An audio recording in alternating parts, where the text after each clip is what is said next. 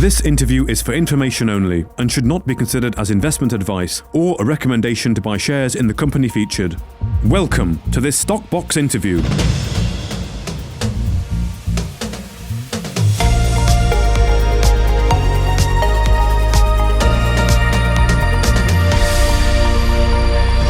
Well, I'm here, of course, with George Roach, the CEO of Premier Africa Minerals, just after the general meeting here in London, where, of course, Resolution 1 did not pass, failed. Correct. Although you had a lot of votes in favour, it didn't meet the 75% threshold effectively. Correct. To get that vote passed.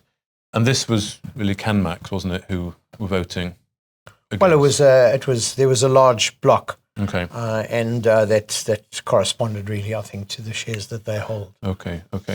And I think you were explaining during the post-AGM questions that CanMax had any problems. It was probably to do with not wanting to weaken their position effectively. Correct. Which is understandable as a shareholder. Sure, absolutely. And you explained that some of the next steps would be really to secure a loan, effectively, to raise the money that you need to get the plant producing again. That was in the region of, was it 5 million? The maximum that we can raise under current AIM and other rules is 5 million sterling. Sterling, £5 million pounds. The maximum that we can raise at this point, going the open offer route. Okay. And right, that's the maximum. Okay. Yes. So does the loan fall into the open offer as well then? Because as I understood it, the loan terms you're working on would be finalised, and then you would look to take that, but then you would do an open offer to shareholders, and any monies raised from the open offer would effectively offset that loan, effectively pay part or all, however much comes in of that loan. Yeah. Correct, yes. In essence, there would be a debt provided to us, and the redemption of that debt amount would either be if all shareholders took up their respective component of the open offer, then there would be enough money to repay in whole or in part the provider of the debt, obviously at a premium. And if that wasn't the case and it wasn't all taken up, then that debt could convert into shares at that offer price. Okay. Can't be any lower than the offer price. It would be at that price. And would you think you'd go for the full, what you can get access to, that 5 million? Or is that to be decided? It's a conversation that will take place in the next 24 to 48 hours. Right. It's going to be very quick. Yeah, you intimated it could be quite quick. Yes. And then in theory, the funds could be available fairly soon. Hopefully within 7 to 10 days. Yeah. So it's very quick. Oh, after that, yeah, effectively. Okay. So that explains that. And you think this will be more reasonable to shareholders who perhaps weren't keen to support the vote today, because it gives them a chance to protect or back their position? Mark, you're absolutely right. If I have any indication from our substantial shareholder, that their concern was that they wanted to protect their position, yet the agreements that we have at the moment with them, whilst they allowed them to protect their position, it was at a fixed price. And that price could not really be amended without general amendments to contracts and so on. And we also couldn't be seen to be acting against the interests of other shareholders. So perhaps going this route provides them with the option to maintain their position, but at the current share price. Yeah, okay. As opposed to at a significant premium. And the existing agreement with CanMax stands, i.e. that 1st of Absolutely, April, yeah. That backstop that people were asking about quite a lot. All the rest of the agreements will stand. Yeah, okay. And it's probably too early to talk about the terms of the loan at the moment, but have we any idea what they could look like? Obviously, more favourable to anti-dilution, the better. Well, yes. I mean, clearly the extent to which shareholders follow their rights will be an indication as to the extent to which the loan would not be repaid. Okay. So I think that in terms of overall value, if you look at cost to build the mine so far, I think it's attractive. Okay. Relationships with CanMax, strained, good? I don't think that to say they're strained is correct. I'm deeply concerned that we may be missing each other in certain areas, and I'm very keen to try and make sure that if that is the case, that we deal with it. Okay. And I think I gave an example today that although I've met the chairman of CanMax, and he's a great gentleman, he's very courteous and so on, at no point have I been able to converse with him directly, because one needs to do this through an intermediate party. Now, there are nuances and so on that are missed all the way through. So I really feel that to be clear and to try and make sure that we're all in the same space, I need some help at that level. Okay. And we intend making plans to do that. Yeah, as you well. intend making plans to do that? Yes. Okay. Will that be part of discussions that are going on at the moment? Absolutely. Right. Absolutely. Okay. The plan is, I just understand, to get the plant going, run it for 3 to 5 days to show that it works. And this is with the new, or the reagent mixes that you've been trying, because of course you can do it in the lab, as you've said time and time again and shown time and time again, but proving it or doing it at scale is still yet to be achieved. And there are a number of different things. Obviously the adaptation of the float cells as well with the insert to make the volume smaller inside. But the reagents is a key one, isn't it, to hopefully demonstrate that it works. In terms of demonstrating to shareholders that this works, I mean, it doesn't cost a lot, does it, to sort of get it going and run that? I think it was sort of muted around 400,000 or something to actually. Yeah, Mark, I'm a little reluctant to commit to a single figure on that. But, let me just say that if we want to run the plant for 3 to 5 days, that's more than 70,000 litres of diesel just for starters. Sure. So you've kind of got $100 and something $1,000 that just goes in that energy cost before you look at anything else that may be involved. Fortunately, we don't need to do any mining. We have enough material mined and standing on the ROM pad and so on to be able to avoid that cost. Otherwise, that would have just been prohibitive. Okay. But if I may, just let me clarify a little bit on this. And that is that it has been suggested strongly that a relatively small change in the reagents we're using will change the viscosity of the froths and will allow us to remove spodumene material, plan to remove, much quicker. And that in so doing, we may have resolved a lot of the residence time problems that are causing us to lose spodumene. It's strongly recommended by the reagent suppliers. I think that there's enough evidence for us to go ahead and do it and give it a trial as quickly as we can. If it works, well, that'll be a huge, giant step forward. I don't think there's any particular reason why it shouldn't work.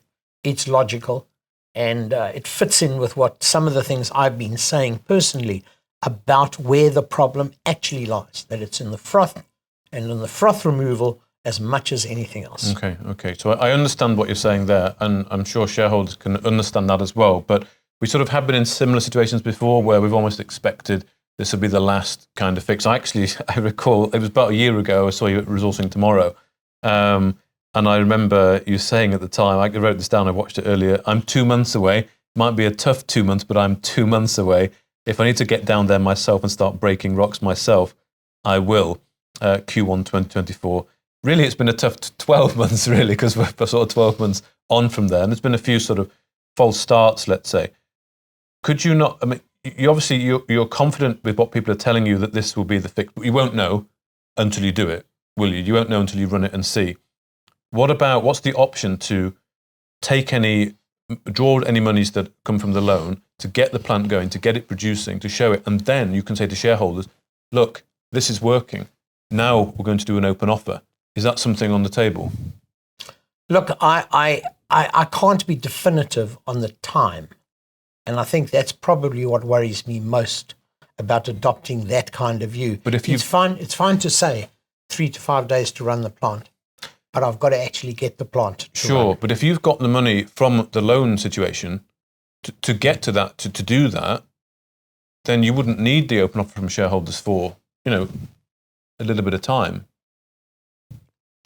The other side of that is that part of the loan is that the fallback position for conversion, for repayment of the loan, is a conversion into shares which would only become available as a result of the open offer.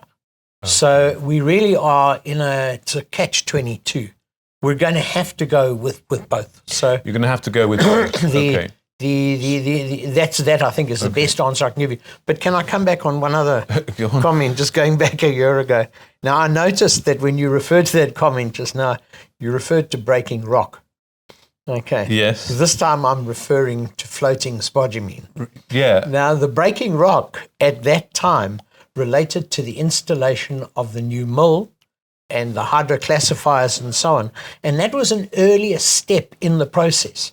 And just to repeat that, we could not optimize the final steps of this plant until such time as we brought everything in front of it up to proper working order. Mm-hmm. So I'm glad I referred to rocks and not floating spodumene there. Okay. Yeah. Okay. But effectively, you're asking shareholders again. Well, you're giving them a choice, aren't you? You're not even saying back me. You're sort of saying, here, you can, if you want to, you can back your own position. That's effectively what you're saying. And if they don't, you go down the loan route, and that will eventually convert anyway into shares. So it's a chance for shareholders to back their position effectively. Yes. Yeah. Okay.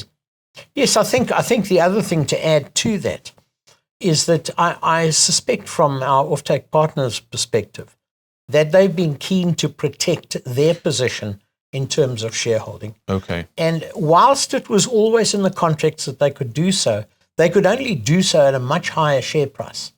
Now, going through this route, hopefully will ameliorate that concern of theirs and allow them to be able to maintain their existing share level, but now at the same price. Yeah, okay. It also takes away from me the concern of not treating all shareholders equally and so on and so forth. Sure. So I'm hoping that that's going to be a big benefit of this. Okay. I did pick up, there were some frustrations in the room. I think one shareholder actually said, when will we be happy? I think he actually said, when will we be happy? And someone else, asked me, do you genuinely think Prem will succeed? Do you think honest shareholders will be rewarded? As you've gone down this sort of big hole of dilution over the course of a couple of years, that you're sort of responsible for, with the. I know there are factors that came in, but you're the man at the helm, and here we are, 12 months later with a fair bit more dilution. I mean, will this work?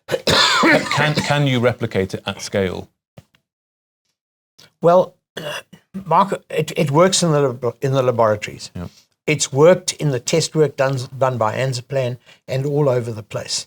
And the test work was one of those issues that nobody's really had any issue with. The test work has stood up. The original Anzaplan, Liberation, all of that has stood up. One of the difficulties with this is that I don't know of a facility that allows us to try and float in a cell similar to those that are installed at Zulu, but in a smaller scale. So it's very difficult to try and step up with this without building a complete miniature plant, as it were. Okay. So that is one of the difficulties we have. But theoretically, and according to the reagent suppliers and all sorts of other references, there really shouldn't be an issue. We should not have been experiencing some of the problems that we have. Okay. And you'd be looking to run that, I presume, early in the new year, once by the time you sort perhaps funding out. It's not going to happen before Christmas, is it? I'd like to see this plant run on a limited 3 to 5 day test using different reagent mixes much sooner than the end of the year. Be careful. We've not got long left in the year. Yeah. No. I mean, we're middle of November at the moment. Nearly, yeah. Yeah. You happy to say that? Well, it depends how quickly we can get this whole loan set up and finance in place. Okay. We're looking at around about 7 to 10 days. Okay. If we meet that, then there's every chance that we'll have this sorted out. Okay. The chemical reagent manufacturer has offered to send his own team in there to oversee the dosing while we run this, and they will be available in early December. Okay. So it could happen. Okay. I know some shareholders are keen to know about Graham Hill, who I think has been at a previous meeting, and perhaps expressed interest in being part of the Prem team at some capacity, maybe plant manager capacity. Anything you can comment on Graham's thoughts, if that's going to happen, if it's off the cards or? No, it's not off the cards at all. Okay. Graham is around. He's due to communicate with me in the next day. Okay. And is likely to fly out to South Africa so I can continue with the discussions. Okay. And get him up to site within the next week or so. Okay. So Graham is very much around. All right. Okay. Good. 3 last questions from shareholders, then we'll call it. So one question here came in. How long after running the plant for 3 to 5 days to confirm the new reagent parameters will take? How long will it take to confirm that this has worked and we're producing at grade? Do samples need to be sent off to independent testing, or does anything else need to happen before releasing news to the market? Essentially, how long does this whole process take until the market gets confirmation whether this new approach has worked? We will be sampling as we're producing and running the plant, and it's as quick as our lab can turn them around. Okay. Normally, no more than about 4 hours. That's the normal turnaround time to dry off a sample of froths and put it through ICP and all the rest of it. Okay. So we know very, very quickly. We're satisfied that we run adequate blanks, that we have adequate controls in our own lab to be pretty accurate. Okay. Independent outside the country tests will take longer. Yeah. Okay. But we are happy that our own lab is perfectly competent. Okay. So yeah, it would be a fairly quick turnaround to see Absolutely. if that's working. Okay. This brings on to the sort of the final question then. If that's plan A, let's say you get the funds sorted, you do the open offer, you get this running, hopefully before the end of the year, you run that test, that's plan A. The last question I have is, the low market cap demonstrates that the market has little to no confidence in Prem's ability to produce, and this has been priced to fail. And I know you said before you couldn't understand the disparity between the market cap, circa 10 million, 100 million there in a plant, and of course the potential line. You suggested it could be, emotional feelings around it, which people can understand if they've been diluted. And shareholders understand the company needs money. However, we have yet to hear a credible plan to move forward from where we are today. I think that's probably changed since this AGM and this GM, and you have set out the plan A. But what can you say to Prem shareholders to convince them that you have a credible plan A, plan B, plan C to get Prem out of this situation? Well, I think there are two things. The first is, and I want to go back to the breaking rock as opposed to floating spodumene crystals. All right, and I want to say that before we could optimize this plant fully and know that we were going to float adequately in the spodumene circuit, every other part of the front end had to function adequately. And that has taken a long time. And it was only probably April, May this year that we finally got to the point where we were putting enough material into the spodumene float section to start understanding some of the issues that we were having there. And at the same time, we were running out of money. Yes, I understand that it's easy to generalize, that there have been many of these statements about when this will happen and that and so on. But I think that in the context of things having to happen sequentially and everything in the front to be right before the back can be proven is often overlooked and forgotten. So that's part of it. The other part of it is a little bit more difficult. And I think that generally you'll have a loss of confidence, and I accept a loss of confidence in what I have been saying.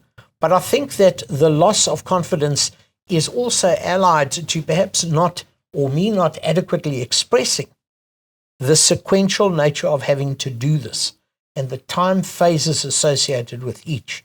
And often we end up compressing this whole thing into one. And unfortunately, it will usually be the last statement that one makes, which is the one that's best remembered, and the one that's, this sounds a bit like Caesar being buried or something like that. But I think that's also part of it. Our intention always has been, and my intention, and I think today was a case in point, to be as open as I can be in conversations with shareholders about Prem and about where we are going.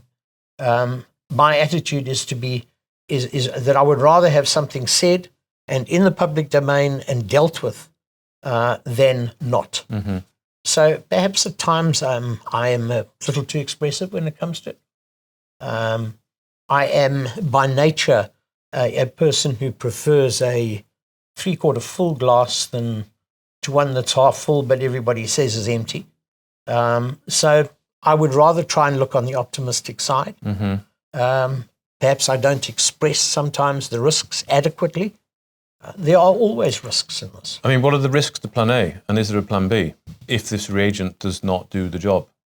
Well, the plan B has been put out in the public domain already, and that is to reduce the size of the float chambers through the insert. Okay. The insert is about 5-6 weeks, I think, of manufacture. I haven't commissioned those yet. I haven't actually said You go want to ahead do the them. reagent first, and then I may very well, and we'll see. We may very well end up ordering the inserts as well as doing the reagent. okay, It's not a lot of money, and I don't think it'll do any harm okay, to do it. okay. Plan C. Well, Plan C is also being put out in the public domain, and Plan C was that there is another Chinese-made Okay, flotation okay. plant immediately available in Zimbabwe. Okay, yeah. I think it's worth noting that there are other plants in Zimbabwe that are not in production at the moment, where production has been stopped. And it's also perhaps interesting that a lot of the spodumene that has been produced elsewhere on some of the other plants is not necessarily SC6. In fact, very little of it's SC6. Most of it's a lot lower grade. And perhaps this is indicative of the style of plant that was there, which would generally have been a very high recovery plant, but a plant that does not necessarily selectively provide high-grade spodumene. That's not necessarily separating the spodumene from the gangue material. Now, when I look at our plant at Zulu should be much more effective when it comes to that. And that aspect, again, says to me, once this plant operates properly, on the basis that we're able to produce the higher grade of material, that the life and times for Zulu should in fact be much better than has been the case so far. Okay. An optimist looking forward, and I know you said to what extent you would also participate in the open offer, to back your position. Okay. Well, thank you, George. I'm sure we'll be speaking again before year end, but thank you for your time today. It's a pleasure. It's always a pleasure. Thank you very much. And a special thank you to the shareholders of Prem. I think that some of the patience and so on has been quite admirable, and it is appreciated. Okay. Cool. If you enjoyed this interview, then give us a thumbs up, a like or a retweet.